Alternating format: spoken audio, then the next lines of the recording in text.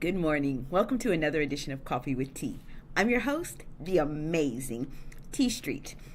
This morning, true confession, y'all.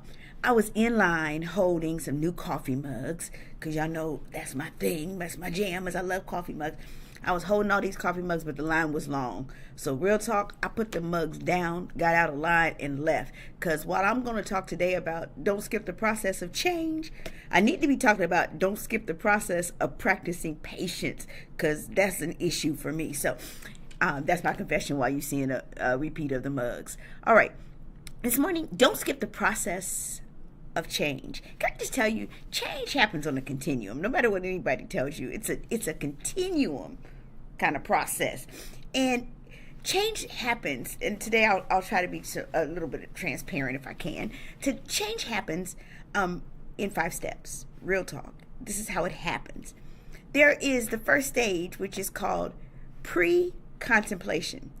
That's the stage when you aren't even aware that you need some change. That's before you even get a knowledge of the fact that you have something that you need to change. Whether it's something you want to change or whether it's something other people think like, I'm going to need her to fix that or him to fix that. Whatever it is, you're not aware yet. That's called pre-contemplation. That's the first step in change. The second step, contemplation. When you become aware and you start to think about it. I'll give you an example. Way back in 2006, I went to the doctor and the doctor said, you are morbidly obese. If you don't lose weight, you will be dead in 5 years. At which point my mother said, you need to do something because we're not raising Christopher. Your dad and I raised 3 kids. We're not raising Christopher. We did our job. So you need to fix this. So I started on the pathway. That's when I became really aware. But can I just be honest with y'all? I still wasn't aware. It wasn't until I saw my before picture and 200 pounds later pictures side by side that I realized that there was this whole period of pre-contemplation when I should have known. But even when the doctor said it to me, I didn't really know. But it was at that stage I started to contemplate that I needed a change. Before that, in the pre-contemplation phase, can I be real honest with y'all? When I looked at them pictures, I went back to some of my friends and I was like, y'all, why y'all didn't tell me I was that big? And one of my friends was like, we just saw you as T. I said, that's like other people telling us we don't see you as black. We just see you as yourself. Come on. You saw I was that big. And somebody else was like, girl, I just thought you had a mirror and you was okay with it. So if you good, I'm good. That was the real talk. Contemplation. Next step is preparing to change. It's getting things lined up because now you know that you need to change. Whatever that is, you have to start to prepare because change really is a process. Most people don't go from this to that in a split second.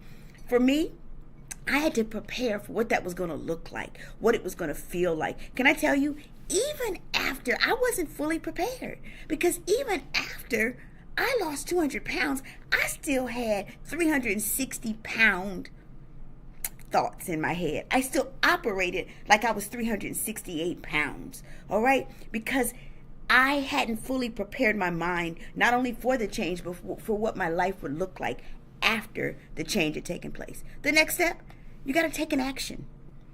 If not, you'll stay in the contemplation phase. I'm going to think about changing. No, you got to make an action. You got to do something if change is really going to occur. So I made some drastic changes in my life. I had to figure out how I was going to get this weight off. I tried several methods. Let's just say I tried several things to get to what I was finally going to do. All right.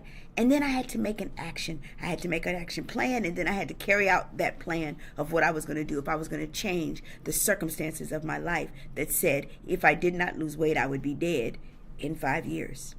That was in 2006. Okay. This is 2025, 19 years later. You do the math. I took action. And finally, you got to maintain it. You got to maintain what it is. And right now, real talk, out of the 200 pounds I've lost, I've fluctuated up and down. I've gone back and forth, gaining and losing 40 of those 200 pounds over the last few years. So it's really hard. The change is great, but it's really hard to maintain that weight because, you know, as much as I would love to stay with where I was at the 200-pound loss, 208-pound loss, real talk, right now, I need to go back into the gym. I just reached out to a trainer the other day because I need to maintain the change because it's so easy to get back on the upward pendulum that caused me to be 368 pounds 19 years ago. And so the steps for change are pre-contemplation, before you even know you need it. Now the second step is contemplation. Now you know, do something. Third step, get prepared for it. Fourth step, take some action. And finally, you got to figure out how you're going to maintain the change that you need to make in your life.